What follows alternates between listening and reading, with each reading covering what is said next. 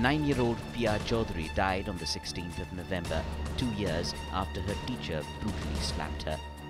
NewsX was the first to report how Piya had lost her left eye in 2010 and then developed a clot in her brain that turned cancerous and finally killed the Class 1 student last week. Less painful, Piya was operated many times, but to no avail.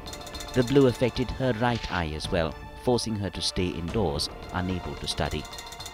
For months together, Piya shuttled between hospitals in Delhi and Jaipur, getting treatment for the injury and the infection, none of which could save Piya in the end.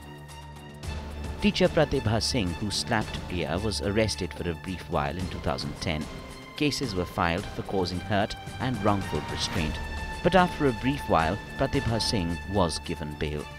Today, she is out free and even after Piya's death faces no fresh charges. Incredibly enough, she is still teaching in Piya's school and no one is questioning why.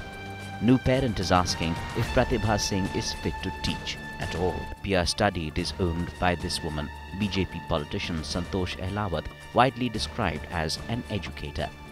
Her supporters call her institution the biggest education group in India.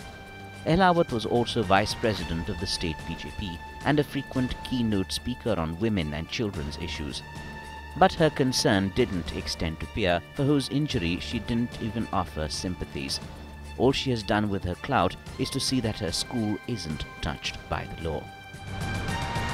The big question, why is the school being allowed to function without even being asked to explain? Why are no new charges being filed now that Piya has died?